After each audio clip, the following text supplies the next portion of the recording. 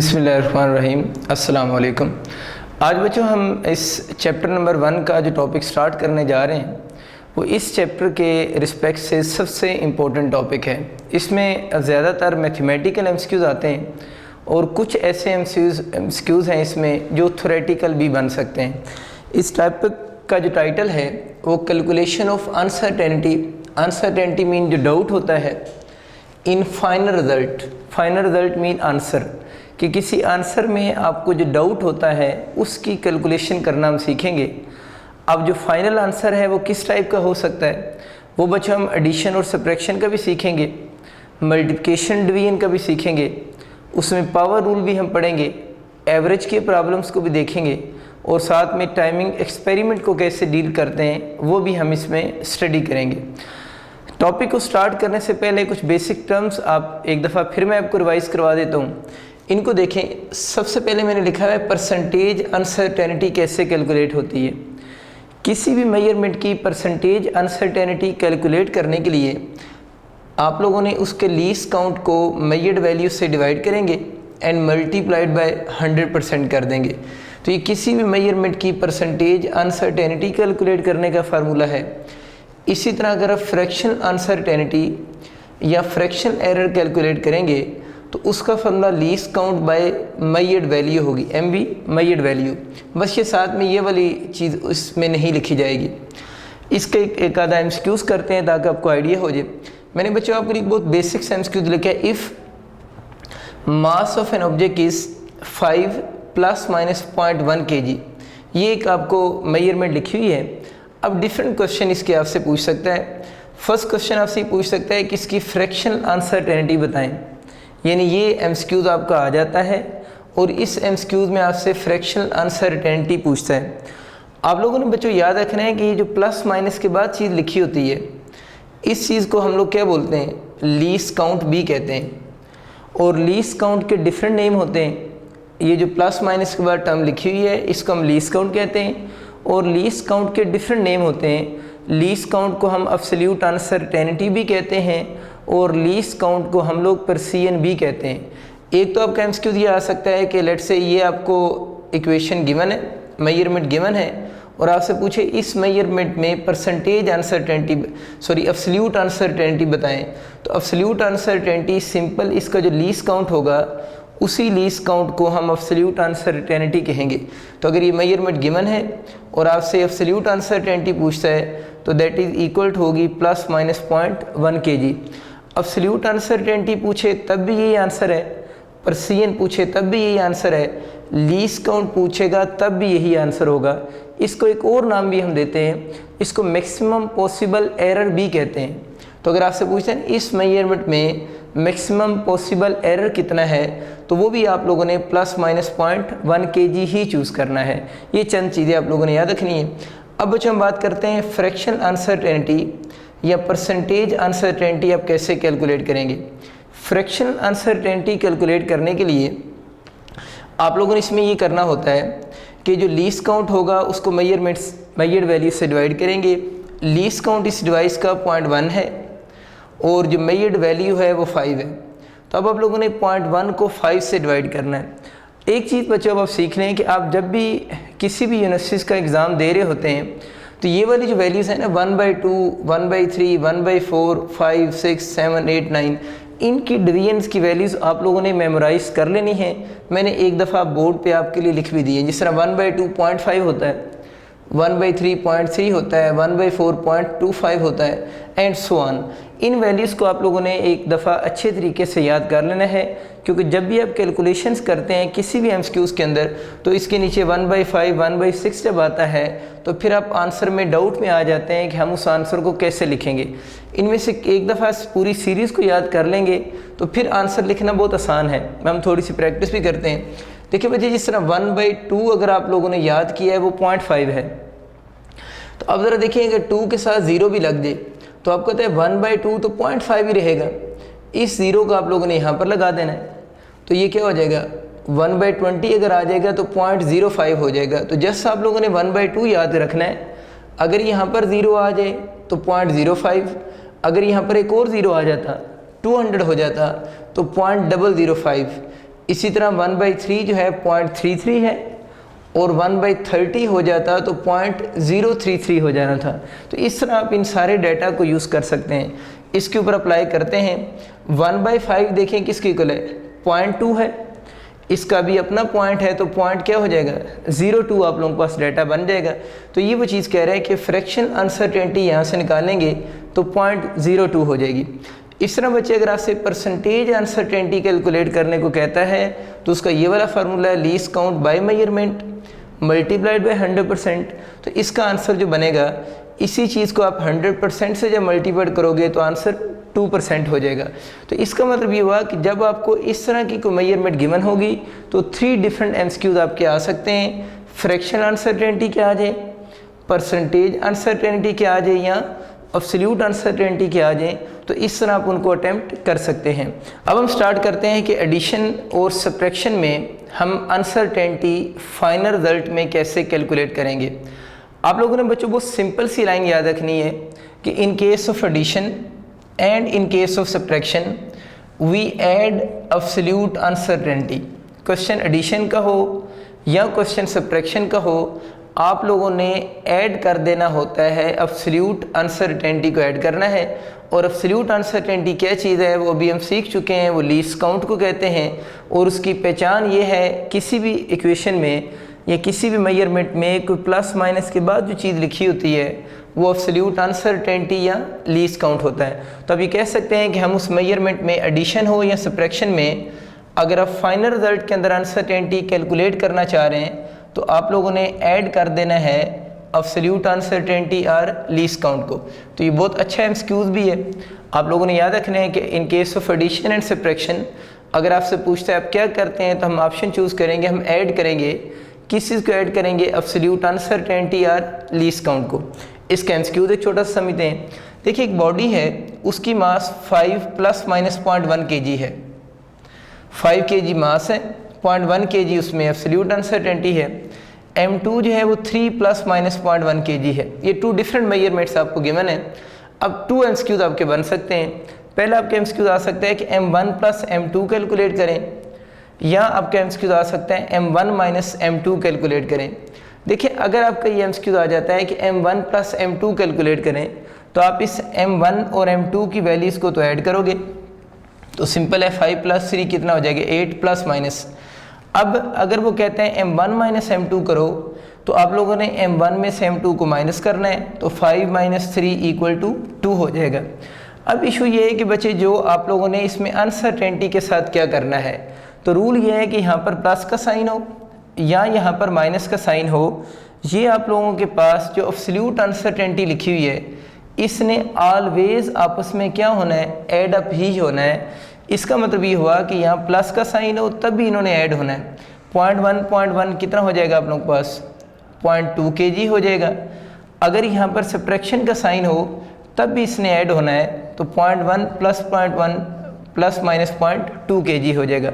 तो बहुत सिंपल सा रूल कि एडिशन और सब्ट्रैक्शन के क्वेश्चन में आप लोगों ने जो एब्सोल्यूट अनसर्टेनिटी होगी उसको ऑलवेज क्या करना है, ऐड अप ही करना होता है। अब बच्चों हम बात करते हैं कि अगर वैल्यूज़ मल्टीप्लाइड और डिवाइड हो रही हों तो उस केस में आंसर में अनसर्टेनिटी कैसे कैलकुलेट होगी। उसका मैंने रूल ये लिखा है कि इसमें भी आप लोगों ने ऐड ही करना है, यानी वैल्यूज़ मल्टीप्लाइड हो रही हों या डिवाइड हो रही हों, इस केस में आप लोगों ने ऐड करना है। लेकिन किस चीज़ को ऐड करना है, परसेंटेज अनसर्टेनिटी को ऐड करना है।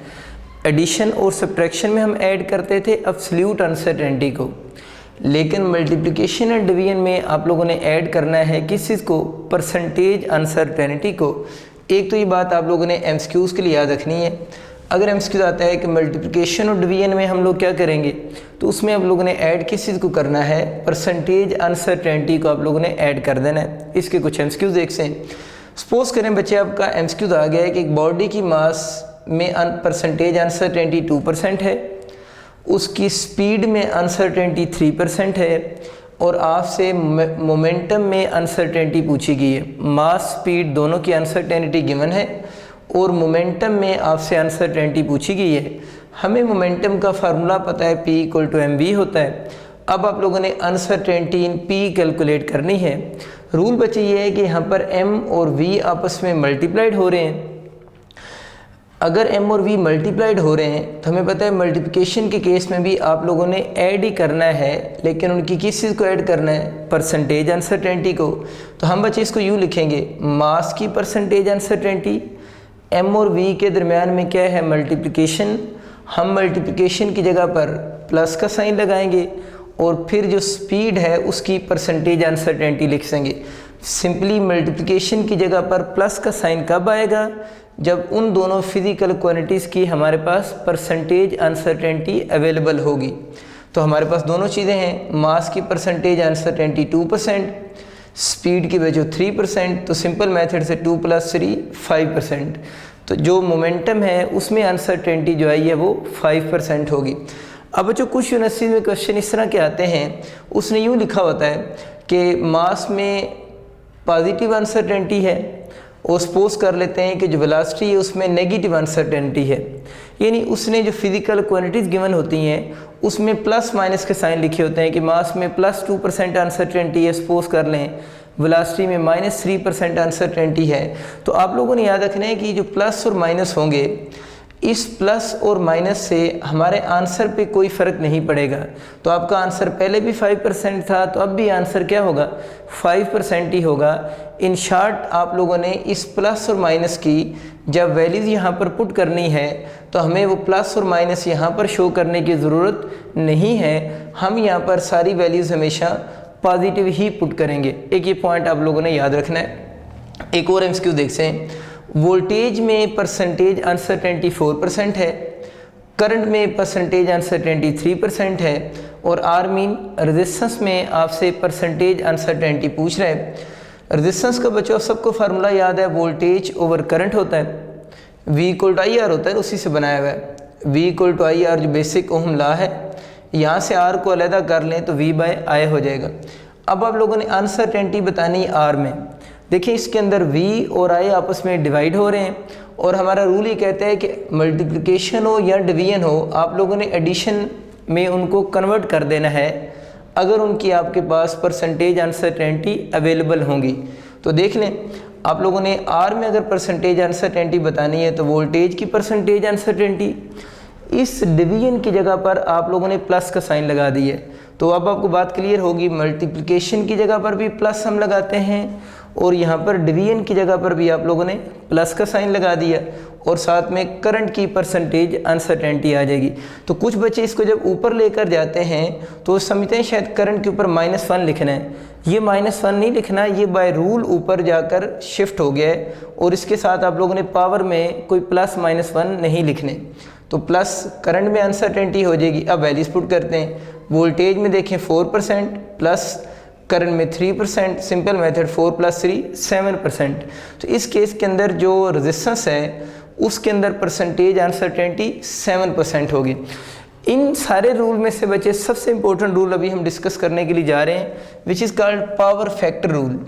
पावर फैक्टर रूल क्या होता है, इसको एक एग्जांपल से समझते हैं, फिर हम इसकी वर्डिंग देखेंगे आप लोगों ने क्या लिखी हुई है। बहुत फेमस MCQs मैंने आप लोगों के लिए बोर्ड पे लिखा है।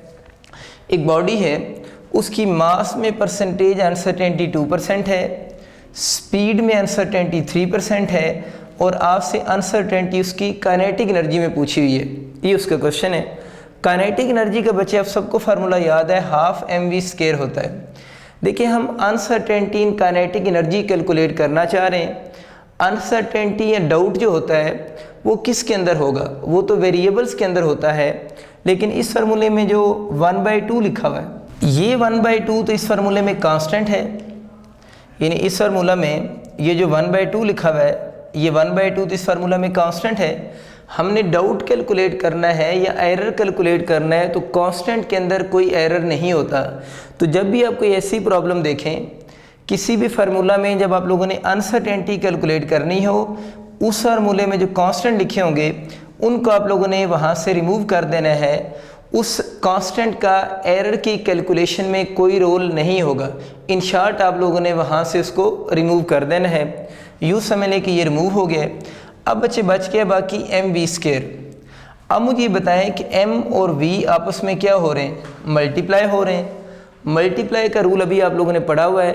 तो आप लोग क्या करेंगे, मास में परसेंटेज अनसर्टेनिटी प्लस, अब आगे आप लोगों का लिखा हुआ है v का स्क्वायर, इस v के स्क्वायर के ऊपर अब पावर फैक्टर रूल लगेगा। पावर फैक्टर रूल क्या मैंने किया है, ज़रा गौर करें, मैंने इस पावर को जिस वेरिएबल की पावर थी उसके शुरू में लेकर आ गया हूँ। देखिए v के ऊपर स्क्वायर था ना, तो मैं उस पावर को उस वेरिएबल के स्टार्ट में लेकर आ गया हूँ और उस पावर को मैंने मल्टीप्लाई कर दिया है उसी वेरिएबल की परसेंटेज अनसर्टेनिटी से। तो रूल क्या है, अगर किसी वेरिएबल की कोई पावर हो, हम उस पावर को उस वेरिएबल के स्टार्ट में लेकर आते हैं और उस पावर को मल्टीप्लाई करते हैं उसकी परसेंटेज अनसर्टेनिटी से।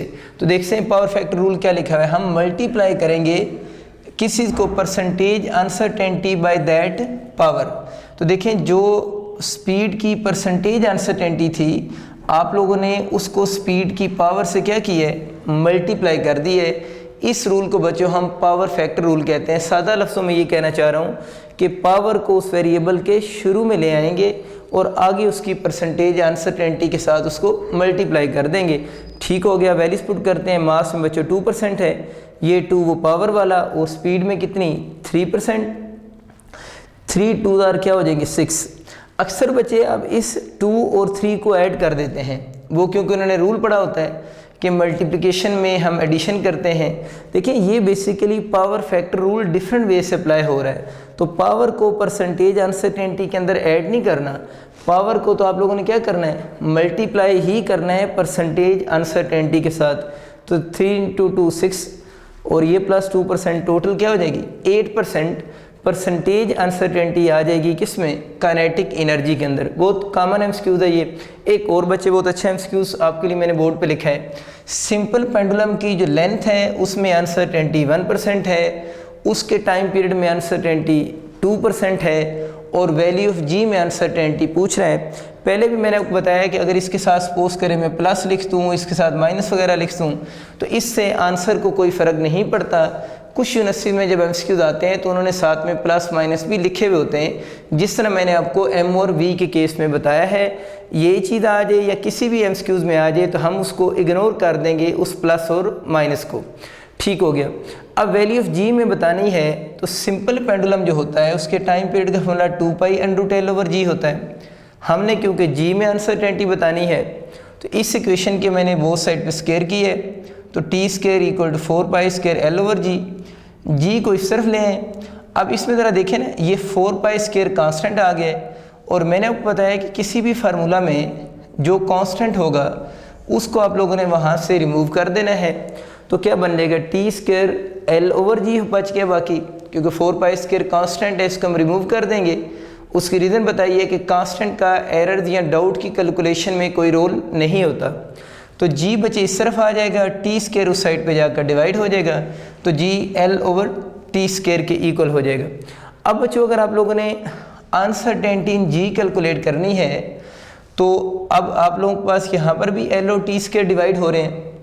मैंने इस स्टेप को थोड़ा बेसिक करके लिखा है आप लोगों के लिए ताकि आप सही अंडरस्टैंड कर सकें। तो परसेंटेज अनसर्टेनिटी लेंथ, इस डिवीजन की जगह पर मैंने प्लस लगा दी है, वो रूल हमें पता है प्लस लगता है, और ये t² नीचे था ऊपर जाकर प्लस t² हो जाएगा। अगेन बच्चे वही बात कि t के साथ जो पावर है उसके साथ आप लोगों ने माइनस का साइन शो नहीं करना।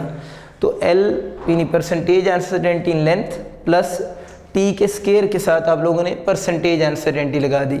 अभी इसके ऊपर पावर फैक्टर रूल लगना बाकी है। ये तो लेंथ में ऐसे ही आ जाएगा, इसकी ये जो पावर है वो इसके स्टार्ट में आएगी। तो देखें 2 × टाइम पीरियड में अनसर्टेनिटी हो जाएगी। अब लेंथ में देखो बच्चे 1% है, टाइम पीरियड में 2% है, 2 × 2 4 + 1 कितना हो जाएगा 5%। तो इस केस में वैल्यू ऑफ जी में जो अनसर्टेनिटी आएगी वो आप लोगों की 5% होगी। अब बच्चों हम देखते हैं कि एवरेज का जो रिज़ल्ट होता है उसमें हम अनसर्टेनिटी कैसे फाइंड आउट करते हैं। मैंने आपके लिए बोर्ड पे लाइन भी लिखी कि in average uncertainty is equal to the mean deviation. Average का जो क्वेश्चन होता है वो ज़्यादातर इसकी वर्डिंग का ही आता है। तो ये लाइन आप लोगों ने एमसीक्यूज़ के लिए याद रखनी कि in average uncertainty is equal to mean deviation. ज़्यादातर तो आपका यही एमसीक्यू आता है क्योंकि एवरेज के मैथमेटिकल क्वेश्चन कम आता है, इसका वर्डिंग का क्वेश्चन ज़्यादा आता है, तो वो बहुत आसान सी बात हम चूज़ कर लेंगे कि एवरेज में जो अनसर्टेनिटी है वो मीन डेविएशन की इक्वल होगी। अब मीन डेविएशन क्या है, इसको कैलकुलेट कैसे करते हैं, या अगर इसका न्यूमेरिकल आ जाए तो उसको कैसे हल करेंगे वो हम देख लेते हैं।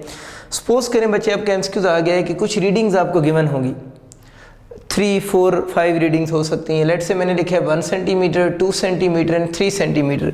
ये कुछ रीडिंग्स आपको गिवन है और क्वेश्चन ये है कि कैलकुलेट अनसर्टेनिटी इन एवरेज, और नीचे उसने कुछ ऑप्शन भी गिवन है कि इस डेटा की एवरेज के अंदर अनसर्टेनिटी आप लोगों ने बतानी है।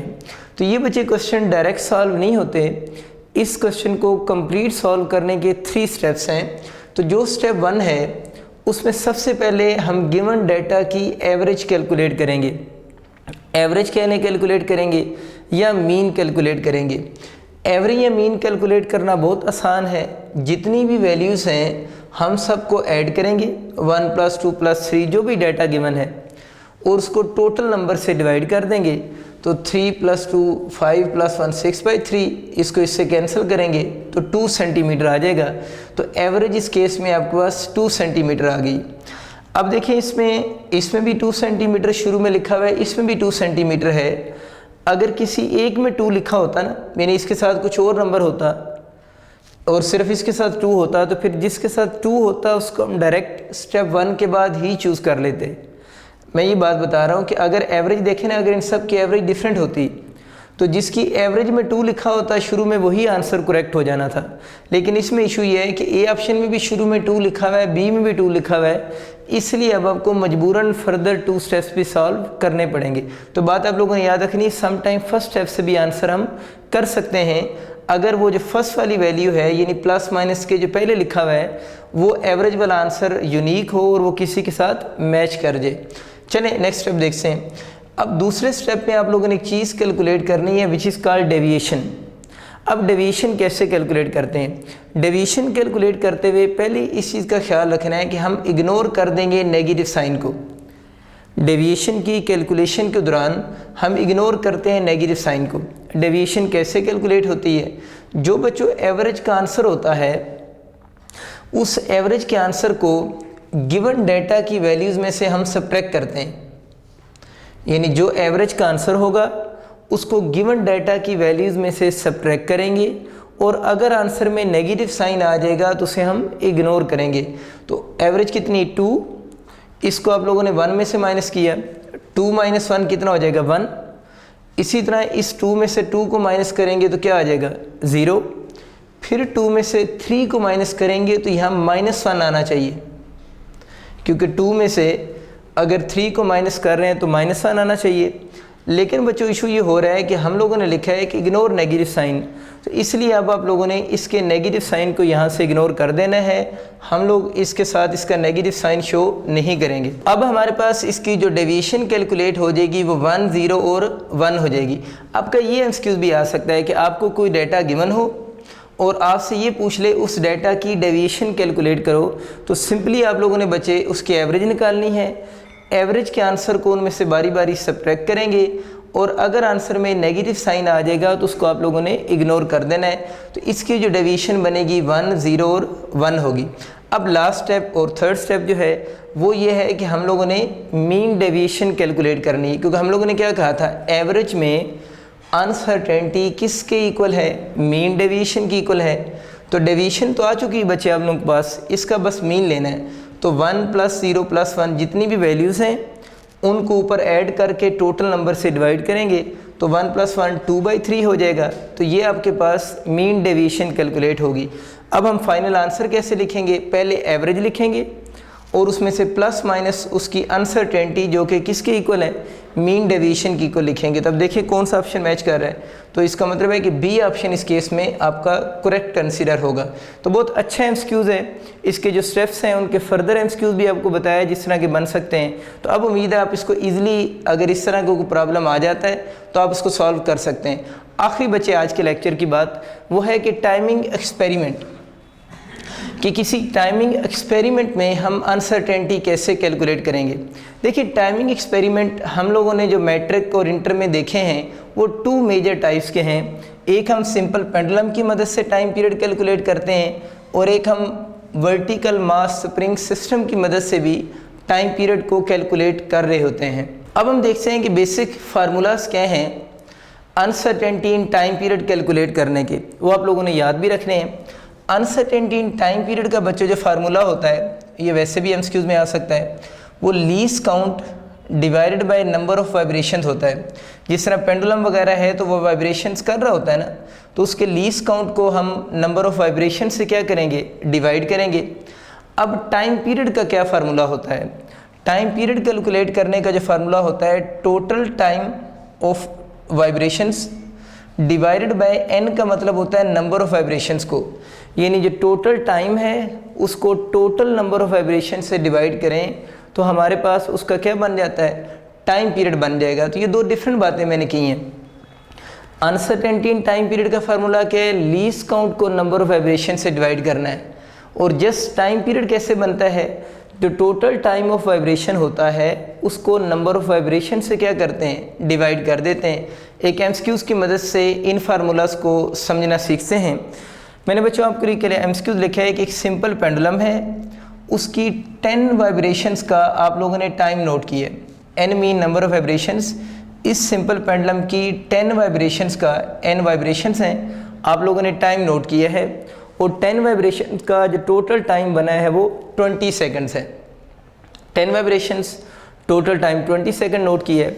अच्छा, अब आप लोगों ने जो टाइम नोट किया है 20 सेकंड, वो किसकी मदद से किया होगा, किसी स्टॉप वॉच की मदद से। तो वो जो स्टॉप वॉच है उसका least count let's say 0.1 second है, तो ये उस स्टॉप वॉच का लीस्ट काउंट है। अब बच्चों अगर आपका ये एमसीक्यू आ जाए calculate uncertainty in time period, ये आपका एमसीक्यू आ गया कि आप अनसर्टेनिटी इन टाइम पीरियड बताएं, तो ये वाले आपके ऑप्शन इस फॉर्म में आपको गिवन होंगे, ABCD मैंने आपके लिए ऑप्शन भी लिखे हैं।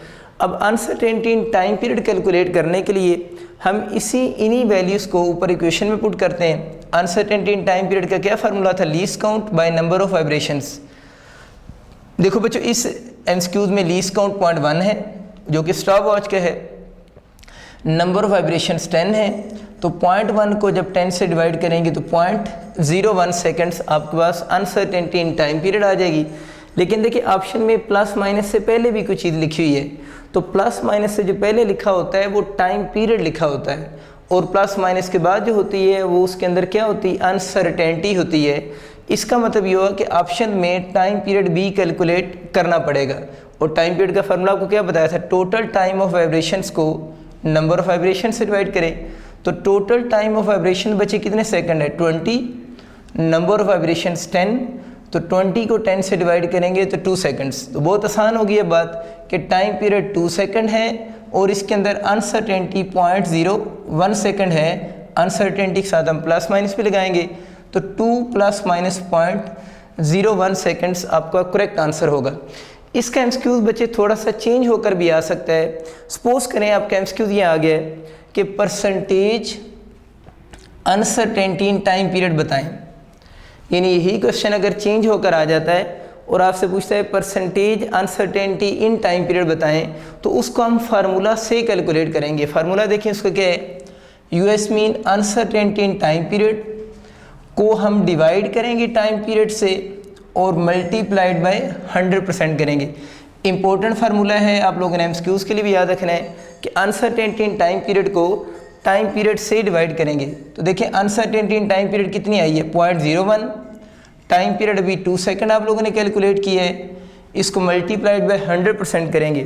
तो जब इसको आप सॉल्व करने लगेंगे तो इसका पॉइंट ख़त्म करने के लिए आपको नीचे 100 लगाना पड़ेगा, ये वाला 100 इस 100 से कैंसिल हो जाएगा, तो 1/2 जो बच रहा है वो 0.5 होता है और साथ में ये परसेंटेज आ जाएगी। तो अगर ये आपका ये एमसीक्यूज होता है कि percentage uncertainty in time period बताएं, तो उस एमसीक्यूज का आंसर फिर बच्चों आप लोगों का 0.5% बनता। बहुत शुक्रिया आप सबका, अल्लाह हाफिज़।